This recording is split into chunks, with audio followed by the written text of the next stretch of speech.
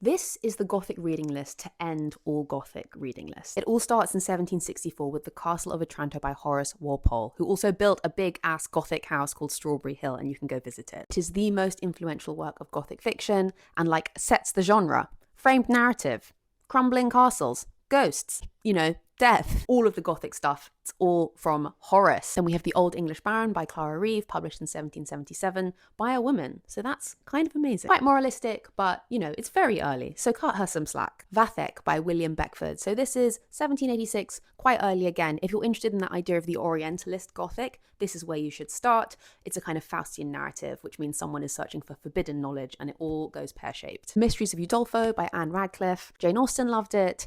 It's quite winding and long and dense, but if you really want to get into your early modern women writers, Gothic writers, this is probably the most important one. We have The Monk by Matthew Lewis. This is my personal favorite. It is the sexiest. It is the most depraved. There's gender bending. I absolutely love this one, and it is so readable even though it was written in the 18th century. Zafloya by Charlotte Dacre. Believe it or not, another female writer at the turn of the 19th century. That's amazing. It's almost like the Gothic is a genre which is ahead of its time. Quite taboo as well. There's kind of transgressions of class and race. That she falls in love with Satan. It's great. So now we're in 1810 and we get Percy Shelley's first published piece of fiction. And no, it's not a poem.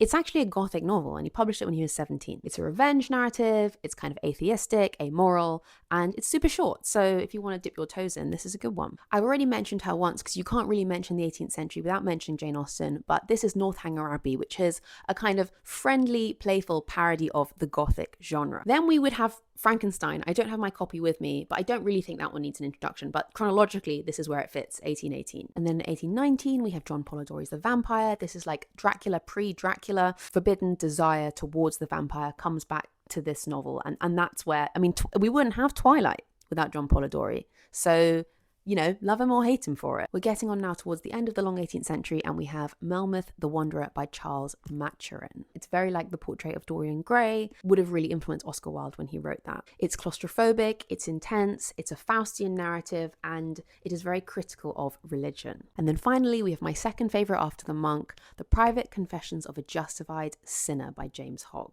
1824, so just at the end of the Romantic period. It's Scottish Gothic, it's set in Edinburgh, about a serial murderer, so obviously super dark, and Edinburgh's the perfect setting for a Gothic novel. Greyfriars Kirkyard, the architecture super Gothic. This is absolutely great, and William Blake's on the front cover, so what's not to like?